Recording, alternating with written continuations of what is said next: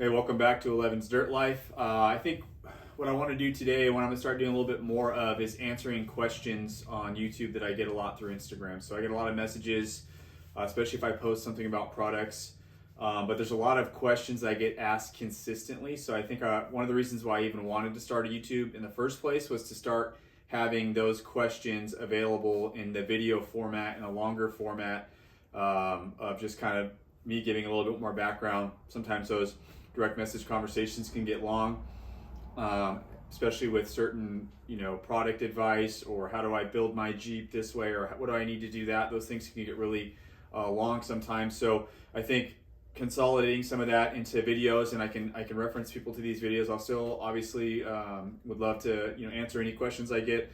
I always answer everybody that messages me. So if you ever have questions, don't be shy. Feel free to reach out through YouTube or Instagram. Those are kind of my main channels.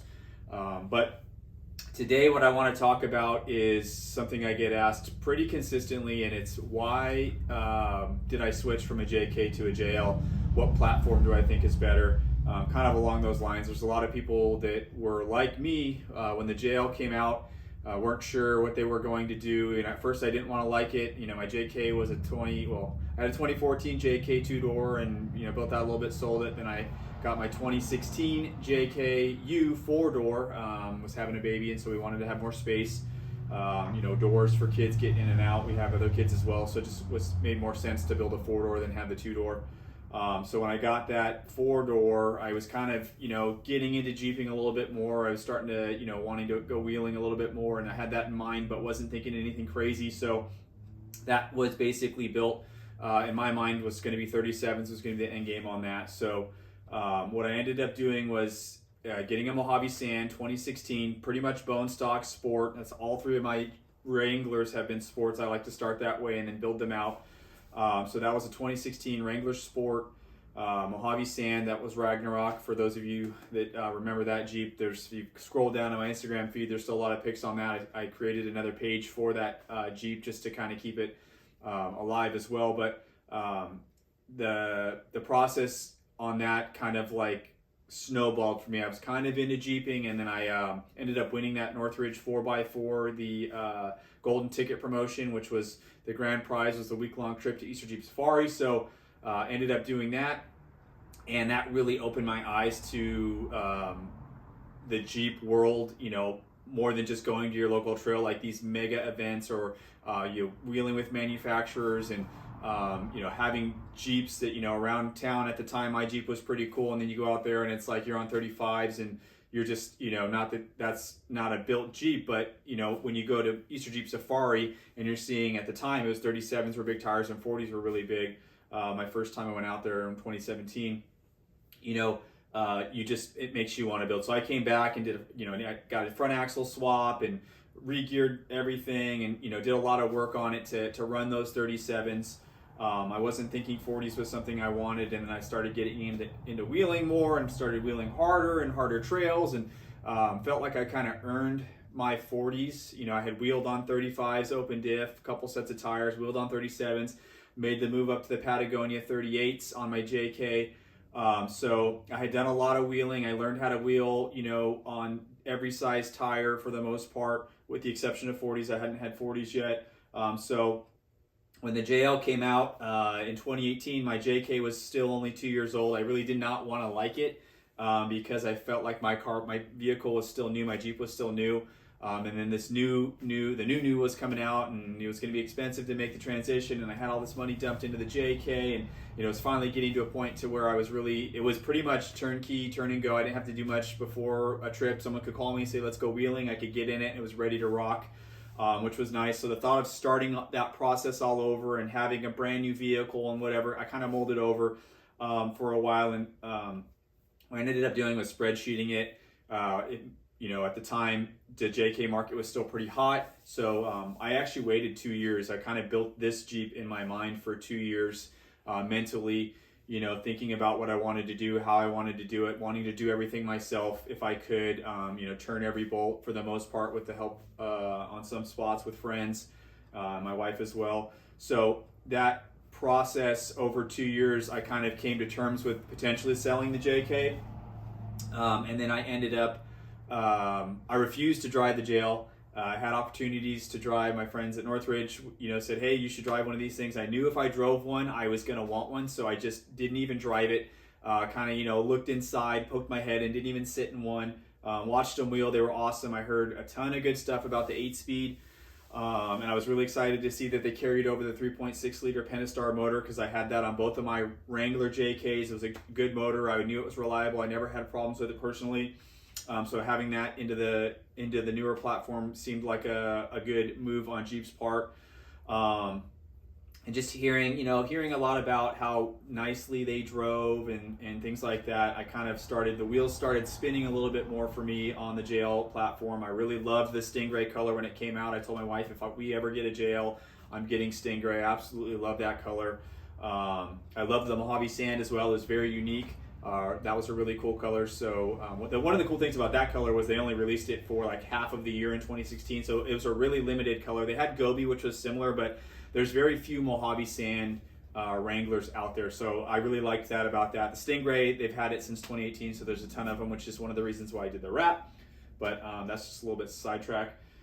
So what I ended up doing was kind of figuring out the numbers. Would it make sense for me to sell my JK? The market was pretty decent at the time when I was figuring everything out.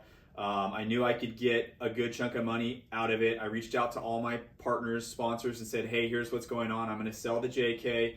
I can pull off any parts that you gave me or replace those parts when the JL comes in, this and that. Every single partner that I work with says, sell it as is. We'll set you up with what you got on your JL when you want to do that. So that was a real kind of peace of mind for me to not think that I was trying to profit off of getting parts or things like that. So that goes a long way with partnerships. Just if you're looking for partnering with companies, just FYI, it's a two-way street. So you want to have a good communication and open relationship. And sometimes you got to buy in a little bit to the product as well. Most of the time you should want to support the brands that support you. But so with that happening, and then me kind of running the numbers and knowing what I felt like I could get for the JK, I would have a really good chunk to put down on the JL. The JK would be paid off, buy a JL stock, and then throw a big chunk of money at it based on the profit of the JK sale. So lo and behold, I list the JK, and week later, COVID takes over the world and shuts everything down. So I got a little nervous that people weren't wanting to spend money on something like that. It's kind of, at that point, the JK build was pretty built up. There was a lot of parts on it, and I was also throwing in a ton of stuff that I just had sitting in my garage, whether I used it or took it off or whatever. So there was a lot of extras. Had a high price tag on it. It was a fair price tag, I thought. So, what was making me nervous at first, actually, I ended up getting some good interest. I had an Ultra 4 racer fly a helicopter in and test drive it. I had a lot of interest. It was pretty much sold, and then the guy, couldn't get financing at the last minute. So then I started getting nervous, and then a gentleman came in and was just like, I want it. This is the best Jeep I've seen online at the time. So he ended up wanted to negotiate on price. So I pulled some of the parts off, that I could put back in the JL. When that happened, I was thinking about how can I, if he doesn't want to pay the full price, that's fine. He wants to buy the Jeep. So what can I take off that I can put back into the JL, right? So I took my Dometic off. I took my S-Ped off. I took some of my KC highlights off. Even though KC was going to, support me in whatever I did, that, like, look, at you guys don't need to support me on this. I've already got the lights. So I think that went a long way with them. And then, just coming to terms with selling it. It was really tough and scary because I had all this time and money and energy and memories. I mean, that thing was a memory maker. I did a lot of my firsts were in that JK, like big trips. And I'd been to Utah multiple times. I've been to Easter Jeep Safari a ton of times. Washington State to go snow wheeling. I was in Nevada, Arizona. I mean, I drove, to Southern California a ton. We did King of the Hammers a bunch. So a lot of memories were made in that Jeep. And that was probably the hardest thing for me, to try and sell something that I built for my family to enjoy, for all of us to enjoy. But that kind of gets me to one of the reasons why I wanted to do a JL. I I wanted an automatic. I've been a manual guy my whole life, and I know my fellow manual friends are gonna hate me for saying this, but I was getting tired of wheeling with the manual. I like driving it day to day. I love driving around town, but off road, and especially the harder technical stuff, it wasn't the challenge of doing it. It was just being more tired or more exhausted by the end of the day. I also wanted for my kids to be able to start wheeling and to start driving it, and to teach them how to drive a manual transmission on a, the Jeep manual gearbox, and the shifter is kind of crappy. So, and then teaching them to wheel in that regard, with just, if I had an old crappy whatever, that's different. But my Jeep was built and nice, and I just was not wanting to be grinding through gears on the trail. And I just wanted them to be comfortable and be able to wheel it. So with all the good things I heard about the 8-speed, I knew I was going to do that for this build. So what I ended up doing was selling the JK. Like I said, pulled some stuff off. The next day, I already had a JL lined up. Local dealer, I called him and said, hey, I'm selling my JK tomorrow. I'm going to have cash. I'm going to be up there. I want to buy it. You can do this price. We're done. We don't have to negotiate. So he calls me back 5 minutes later. Done deal. So we went up there, picked up the Stingray 2020 JL Sport Altitude Edition. So the Altitude had had the nicer electronics, so the better dash, all the electronic features, the 7.4, I think, screen. So there's 3 different screen displays for the JL. This was like the mid-level, and it had black accents and big, nicer wheels and tires, and like a nicer interior, like dash and everything like that, and leather wrap steering wheel, all that good stuff. So I was able to pick that up. Essentially it's a Sport S with just some other, options on it. So it was Sport S price for this package. So I already had ordered, I already had my build plan done. I already had, my axles figured out. I had my suspension figured out. I had everything figured out.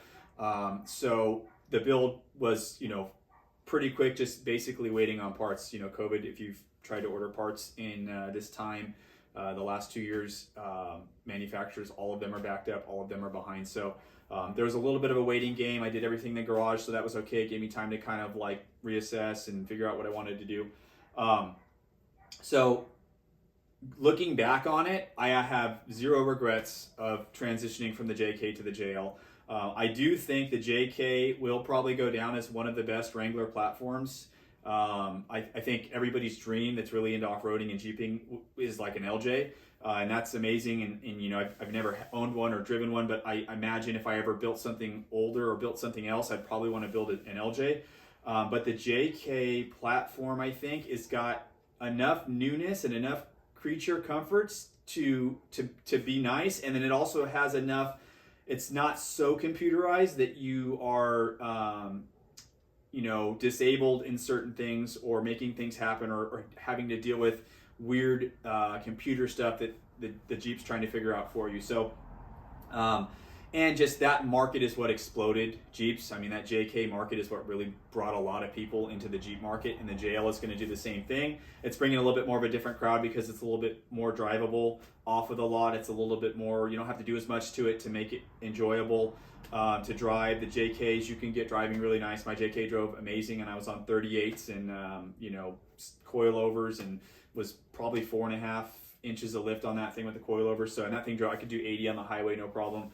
Same with the JL, it's just a lot easier. I'm on 40s and it feels like I'm, just this thing turns it like no problem. Obviously it's re-geared and, nice suspension and all that stuff, but just out of the box, it drove really nice. That 8-speed is amazing. I typically drive it in Triptronics, so I'm controlling the shifting most of the time, but if you let it do its thing, it still shifts and drives really nice. Like on hill descent, it'll slow you down when you hit the brakes without having to brake hard, so it engine brakes for you, which is really cool. So very happy that I made the transition. It worked out for me. I was able to put a good chunk of money straight into this. I had, like I said, I had a lot of partners already, so the partner structure was already there for me to get other components going on it. I did everything myself, which was a big cost saver in terms of installation.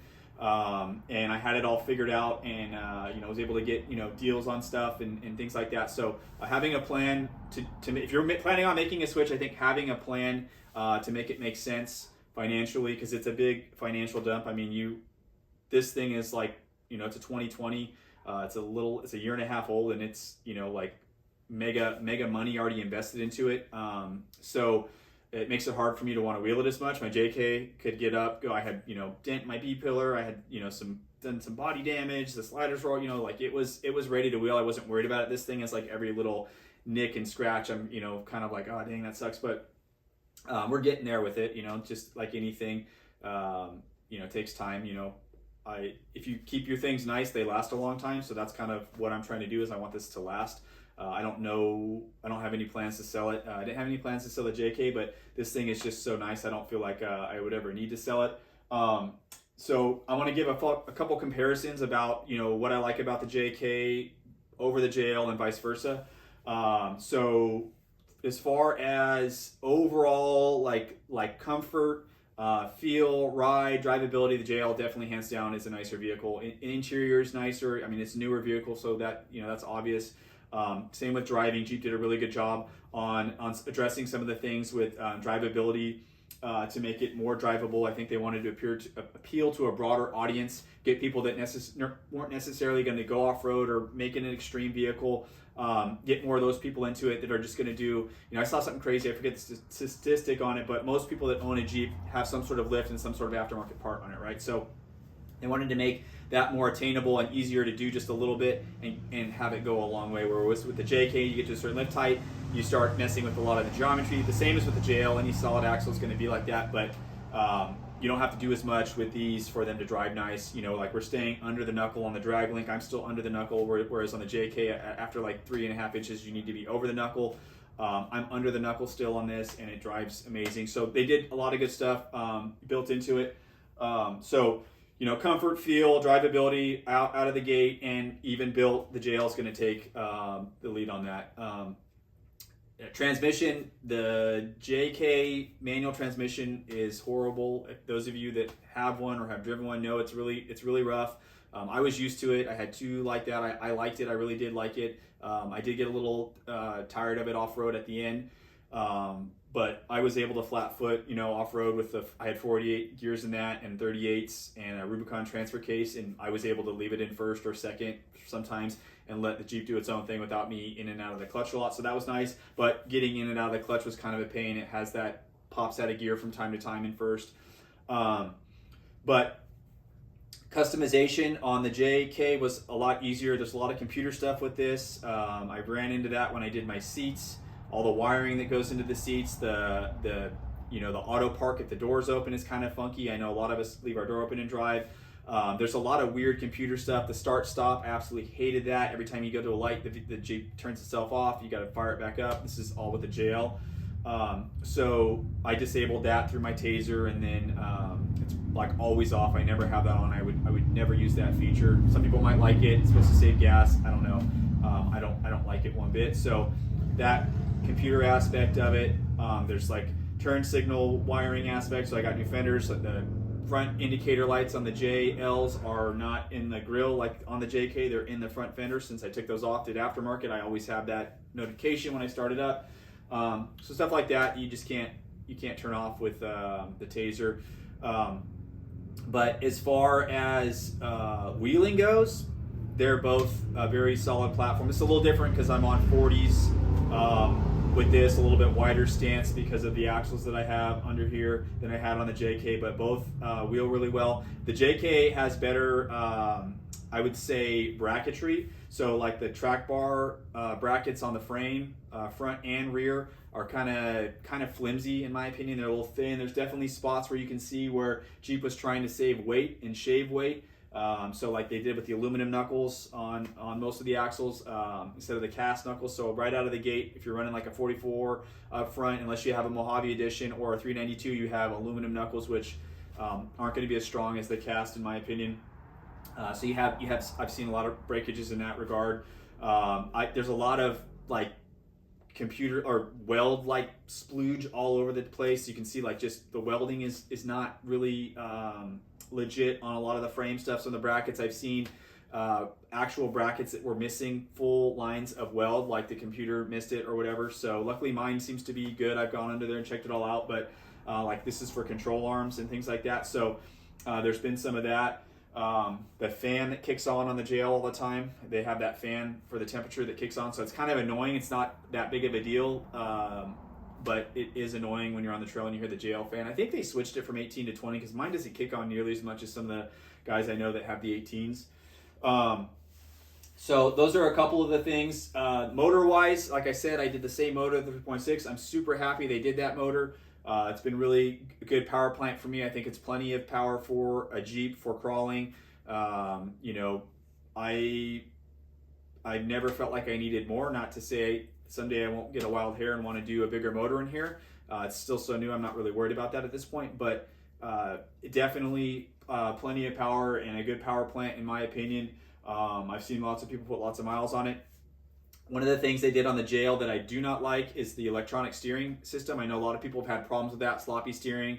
I was noticing when I was at Trail Hero in Sand Hollow, before I didn't do PSC to start because I had a budget I wanted to stick to with the first go around of the build, so I just had a Fox stabilizer on there, and I knew it was going to be hard to turn. I didn't have PSC on my JK either, so I did have the big bore, just the gearbox, but not the actual ram assist. So I noticed with the electronic steering in Trail Hero when I was on, I think it was Milt's Mile, I could not. It wouldn't let me turn the wheel. On the JK, if you want to turn your wheel and break your sector shaft, it'll let you do that, right? Because it's a mechanical steering box. This is an electronic steering box. It would basically just like fight my forcing it, where I was comfortable turning it knowing I wasn't going to break anything. I had the sector shaft brace on there, but it wouldn't let me turn it to a point that I wanted to. So I was kind of stuck and having to maneuver and whatever. So I know people are going back to mechanical. That's what I did on here. I got the PSC, so it brings you back to the mechanical box. And that's what I would do if you plan on putting bigger tires and playing in the rocks on a JL. And the JL market, so JK was out for over 10 years, right? 10 years. So the market's fully saturated with parts. Some companies are still developing things here and there, but as soon as the JL came out, everybody's focus went to the JL, and then the JT came out. So everybody, all the parts manufacturers are scrambling to get lift. Do we do lifts or do armor, or what do we focus on, right? So there's kind of a hodgepodge. A lot of stuff started catching up, and then COVID hit, and so we're a little behind on some of the things. And then Jeep made all these different models in the JL, so they've got everything's a little bit different. You've got the 392s, then you've got the JTs, which have the Mojave, which has got different stuff that we're learning as we go. My wife has one of those, so we're kind of figuring out some of the differences there. Then there's the turbo motor, the diesel motor, the 3.6 motor. So everything's different underneath. And so there's companies that are we're only making suspension for the 3.6 because that's the most common motor out there, right? Or, there's a lot of different setup going on with the different variations. So that kind of is a hindrance for people to come out with stuff or to figure out what they want. But all in all, platform side by side, I do not regret at all selling my JK. I miss the memories of it. I miss the blood, sweat, and tears of it. I loved driving it. In a perfect world, I would have been able to own both, but it's just wasn't realistic for us to do at the time. So, but extremely happy that I went to the JL. Extremely happy with the JL platform for the most part. The computer is probably the biggest headache I would say with it, but if you're not trying to get super custom or super crazy, there's nothing that you can't bypass or figure out that would prevent you from driving. So my recommendation is, if you're wanting to make a transition from a JK to a JL or a JK to a JT, figure out if it makes sense for you financially. This is just a little side advice. Don't go into debt building a Jeep or trying to catch up with people that are on Instagram. So anything we do on our Jeeps, we pay for. We're not trying to finance, all of our aftermarket stuff. It's not to say we don't finance the vehicle. I'm okay with that. That's something I've always done. And this will pay itself off in a really short time. But when it comes to the modifications, I would highly recommend only modifying what you can afford financially. That's just some free financial advice for you. We have a lot of people trying to keep up with what they see on Instagram or on Facebook or on the trail, and hurting themselves in the long term financially to do so. So everything we do on our Jeeps is paid for because I feel like that's a good way to do it. So JK to JL or JT, again, I would recommend it if you are wanting to undertake that starting over, which is what we had to do here. I built mine pretty quick, which was okay, and I'm still tinkering with it. I'm still modifying it. I'm never happy with everything. Not that anything's not working or performing as it should, but there's certain things I want to try out and be able to give better perspective to everybody. I've run a ton of different setups. That's one of the reasons why I feel like I get a lot of questions, is because people have seen me progress through multiple suspension setups, multiple tire setups, multiple everything on my Jeep. So perspective is key in those regards. If you only run one thing, you don't necessarily know any better. So that's why I wanted to do a video kind of talking about the JK to JL. I had 2 JKs, got a JL. My wife has a JT. I've driven both of them extensively. So I feel like I had a pretty good opinion about it at this point. So if you have any questions, if I missed anything, it's hard. I kind of just did this video on the fly, just started, shooting off at the hip. Any questions about the platforms or any specifics about anything that's different on the two, as always, shoot out and let me know. And thanks for tuning in. I appreciate it.